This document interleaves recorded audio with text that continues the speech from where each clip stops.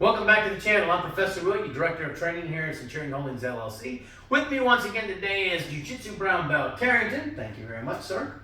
And today we're going to show you how to close the gap in the middle of a fight. Check it out. I don't care if you're involved in a street fight, whether you're in the ring or you're in the cage, you're in a self-defense situation, whatever you're doing, or you're just sparring at your local martial arts school, there's always what we call a reactionary gap between me and my partner. Even if we start out here, there's still this gap between the two of us. For most martial arts, you're going to start out in some type of a standing position, and we're going to be out here, we're going to be at this distance. We're trying to stay outside of this kick range. Of course, that has to be the person with the longest legs. So I have to stay at his kick distance. So we're going to close this distance. There's two ways we close this, and that's what we're going to be working on in this series, is the offensive way of closing this distance. So looking at the distance, the easiest thing I can do is to start with my longest weapon, which is going to be a kick. There's two specific kicks we work on when we close the distance like this, and the first one is the front kick. So I'm out here at distance, and instead of this being a traditional front kick or even a Thai foot jab, I'm going to use this more of a long step. I want to end up in here without getting punched in the face. So what I do is I let him see this kick, and I hopefully keep his attention focused on my leg. So at least with that front kick, I'm going to come in, I'm going to bring it high on my chamber, I'm going to let him see this, and now I'm inside. I can put the arms inside, I can swim over the top, we can crash straight into him. I've seen all three of those, they all work in the right situation. Play with that, you can figure it out. One you might like best. What I've discovered in 40-some years of martial arts training is the one you like best is the one that will not present itself when the stuff hits the fan and you have to do it. So make sure you know all three of them. So I just bring this up and I step in. And again, I can go over the top, I can crash straight in, I can drive under. And I'm not so worried for this lesson about what kind of clinch you're getting, whether we get body lock, whether I get to the T position, whether I grab my necktie, doesn't matter. All of that works. I may end up crashing in and get over the top with both arms under. It's fine.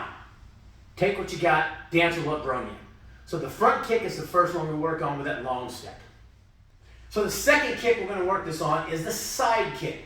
The difference between a front kick and a side kick, as we teach it, is a front kick has a chamber facing this way, side kick has a chamber facing this way. The front kick, my foot is facing straight up and down. Side kick, my foot is parallel to the ground. The key on this is, I don't want to try to kick him in the face with this thing. I want to put this around his belt line or even into his leg. And I'm going to do it just the same principle as I did with the front kick, and I want to let him see it. I want him to try to work on it and to pay his attention to it so that I can move forward and cover this distance.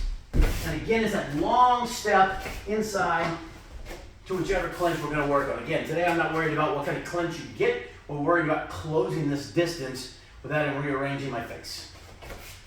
So that side kick comes up, I can touch the leg and step right in. You can hit the belt and step right in. Just be sure as you move forward, your hands are up. If I do this kind of thing and then I start to move forward, yeah, you're likely to eat one of his right hands. So we covered the distance part from a longer distance with the kicks. Now I'm going to move it forward just a little bit. I'm going to go into that punch range. So I have to stand a little bit closer, so a lot of my entries will be working with my punches. You can take any of the punches, whether it be the jab, whether it be the cross, these straight punches, and I can follow it in. So I'm hiding my step with the jab. I don't care if the jab hits him or not. If it does, wonderful. If it doesn't, just as well for this scenario. I'm closing the gap here. I'm trying to get inside of his defenses. So I can follow that in and get a grip. I can follow that in and get a grip. Oh, I step with the back foot. Yep. It's perfectly fine and it works. Especially when I'm trying to cover distance quickly. That back step is perfect. I can do that in a combination. I can hit 1, 2 and step in. You can find any combination you want, but follow the punch in is the first thing we work on with that. So on top of following in the jab and the cross, I can overwhelm him with a multitude of punches. So I'm going to step this way just a little bit. On this one, instead of just throwing one and driving in behind it, I'm throwing multiple punches to keep his head up, and look how I got inside on him because he had to protect himself covering these punches up. And that's the old straight blast, overwhelming, whatever you want to call it. We just throw punches and bunches. I'm keeping his eyes up and his hands up until I can get inside and cover that distance. So staying with the punches thing, the next one I'm going to use, we've used straight punches. Now I'm going to use the hook punch. The beauty of this is that when I throw it, I'm going to overemphasize it because that's what I'm looking for. I want his head to go, oh hey, look at this, and I'm going to hit that and step in with it. Again, if I hit him with the hook, great. If not, just as well, as long as I got him reacting to it. As long as I can get him to bite on this, and I can step inside, it works on the other hand as well, and I can get inside and get the clinch. Again, I don't care what clinch you get, body lock, T position, necktie. We'll work on that on another video. For today, we're just closing that gap, and this time we're using the hook to do it. The last punch we're going to work on today is one of my personal favorites for closing this gap, and that's the overhand. Instead of that punching straight in or punching on a hook, I'm putting this thing about halfway between both. It comes at an odd, funny angle. Chuck Liddell used to knock people out with this overhand right all the time. And when you've got a height difference, and let's face it, I'm 53 years old. I don't have the explosion I used to have. So now it takes a little longer to cross that distance. This keeps it so I can step in right behind it. Again, I'm not worried about this hitting. If it does, that's a bonus. My goal on this one is to close the gap and get inside so I can change his range on it. So I just throw this overhand and step right in behind it. And again, I don't care how we're not worried about the clinch part today itself, just closing that gap. So that gives us straight punches that I can just follow in. I can overwhelm him with a barrage of punches. I can hit him with the hook. I can hit him with the overhand. And that's how we close the gap using punches.